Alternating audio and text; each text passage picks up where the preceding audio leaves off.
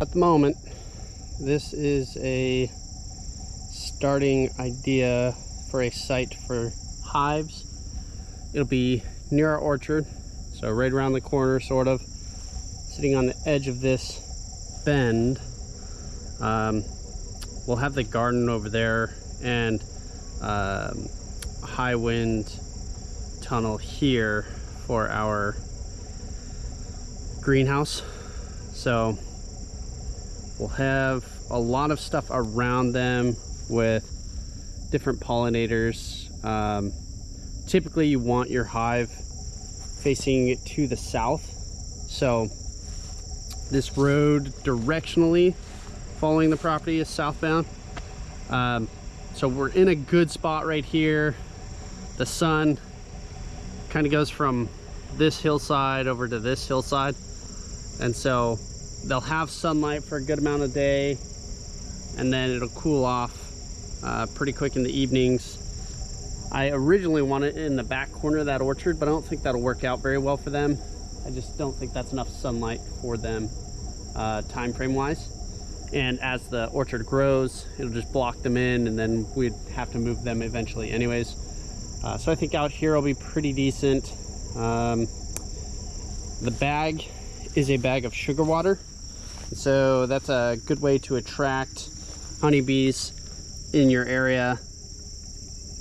And unfortunately my bag had a leak in the side here, so that let a lot of water drip down in here. Not ideal to have the actual inside of the hive all sugary. I actually had done this one time prior to this and had a bunch of ants crawl into it because of this. And I wasn't planning on having it sitting that close to the ground, but when I got out here, I had rushed out and forgotten to get my saw. So that's what all the wood was originally for, was to build a platform for this to sit on. And I think I'm gonna go ask one of my neighbors if I can borrow a saw from them. So I'm just gonna let that sit. This field is full of clovers. It's a cooler day, so I don't know how active the bees will actually be today. But I know clover on the other side of the field was full of bees, you know, last week. So I'm hopeful that they're still hanging around. Typically the swarms at this point in the year will be a little smaller, so you won't have a ton of bee activity, but with the potential of them being out here, knowing that I've seen plenty of them, I'm hopeful that I'll start seeing some of them gather over here rather than flies and ants. But yeah, we'll see what comes of this. Until I can get a saw though, it's gonna sit low to the ground, which makes me worry about all the other bugs that are gonna wanna be in there. So I'm gonna go see if I can bug my neighbor for a saw and come back and set up a table here. Other than that, probably start a fire today, just because you can see, you know, nice cloudy skies.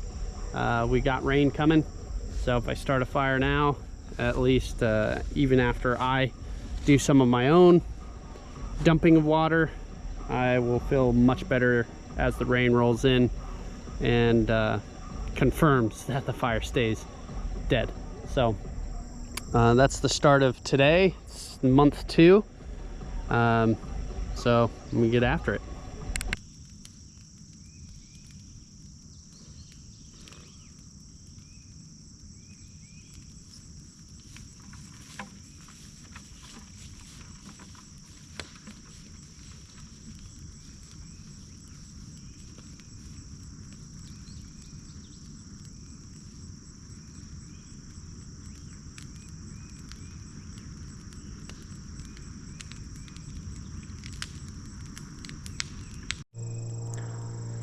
So as we let that fire burn in the background, I'm just gonna go into the woods here a little bit. You know, a few people were asking about depth of water and fish, and so this area between the two fields is where we're thinking we'll do a pond. So all of this area will kind of get cleared. I'll leave a few trees in for sure, just for shade, and I mean there's some really pretty trees in there I don't want to mess with. But I'm meeting with a wildlife biologist this next week, so when he comes out, we'll walk the property and kind of develop a plan of how we want to do certain things to help the environment out here and work with the wildlife instead of against it.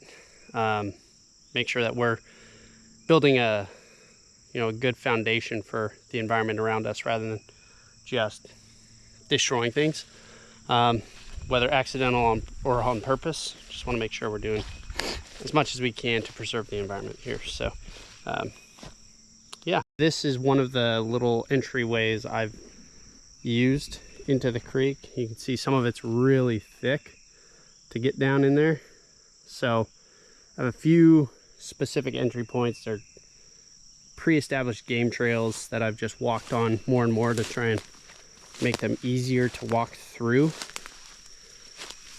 But this one has a bunch of wood that I'll be transporting today over the fire as it burns. And I'll just keep stacking wood on there to get rid of a lot of the floating wood on the property. I'll drive the truck around on the fields. There's a few spots on both fields that have like fallen trees and things that could be burnt up. So that'll just be a full day ongoing project. But down here in the creek area, we've got, little like 1 foot, 2 foot spots, but you can see there's some little fishies in there right now, like 2-inch, 3-inch fish in this area. As I go down that way, there are a few little spots that get a little deeper too. But so far, I believe this spot over here holds the 2 deeper points in the pond that I have noticed, or the pond area in the creek currently. So this spot I would say is like 2 feet deep right in the middle here. So it's not super deep by any means, but then you have this fallen tree that's got this dam effect, which has been cool because that is your deep spot there. About 3.5, 4 feet deep in the middle here. A good amount of fish in there that just kind of go in and out from underneath this log. I haven't seen anything that I would actually fish for in here. That would be really cool if I ever did, but at the moment these are all, minnows in my opinion, right? 3 to 4 inch fish at the largest. You can see a few of them kind of skirting around in there, but nothing of real note to do anything with. So as we go through this area, there are there's just so much vegetation in here, and a lot of it just is overgrowth. There's a lot of dead trees in here. I don't want to tear up a ton of forest, but there's also a lot of benefits that could come from taking out a ton of this vegetation. So like I said, I'm going to work with Fish and Game. I'm going to work with the Forestry Service and just talk through ideas that I have, see their thoughts, and then I'm going to move forward on plans that I coordinate with them rather than just doing things holistically on my own. Because if I can get good ideas from them, then absolutely I'm going to try and make this a better place for the animals that already live here. So found a standing dead tree here. There's a bunch of them in here, which kind of sucks. And a couple of widowmakers too. So you can see through there some trees that are leaning on other trees, some just lightning sticks of dead trees hanging around, some right here. So there's quite a few, but there's one right here leaning over. I actually pulled on one of the branches and it snapped 3 or 4 more off. I'm almost positive I can just knock that thing over, so I'm just Just gonna push on it and see if it tumbles, and if so, I'll just take that over to the fire pit.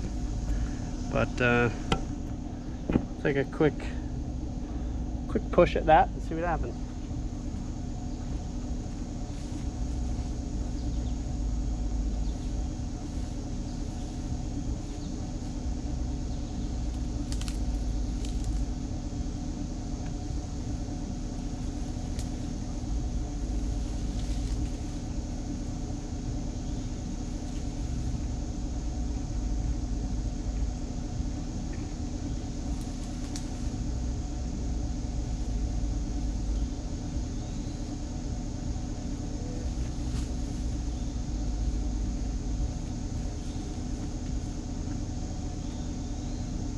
Wrapping that trunk is a lot of Virginia creeper and poison ivy, so I'm not super thrilled on the idea of yanking on it. I can tell it wants to go. And today is the one day that I forgot my saw. So I forgot all of my saws, chainsaw and my power saw. So I'll pick up the branches that I already knocked down. I'm gonna go up the road a little bit, pick up some more branches. The fire seems to have died already, but I think that's a good spot for a burn pile. It's kind of centralized to a lot of the different areas here, and you know, I have the other big burn pile right up the hill from me here. So fire's still going a little bit slow burn, which is good. Glad it's not just hot and fast. Still have my water buckets right over there on the other side of the smoke. Down the road a ways, almost at that turn, is where I had a down tree, and I got most of it in the truck bed. So I'm actually gonna drag all that off and throw it on top of the pile here, and we'll keep letting this thing burn until we're done at the property today.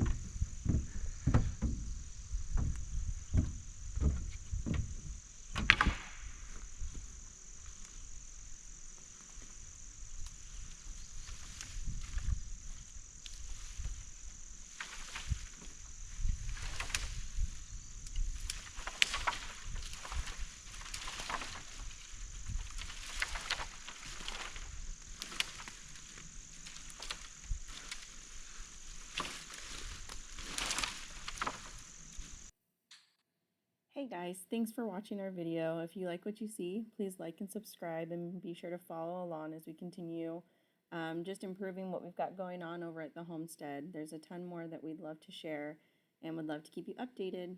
Thanks so much.